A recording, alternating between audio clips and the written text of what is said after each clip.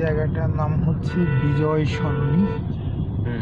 তো আমরা এখন বিজয় সরণি পার হচ্ছি, আর আমরা যাবো হচ্ছে এলিভেটেড এক্সপ্রেস ওয়ের উপর দিয়ে।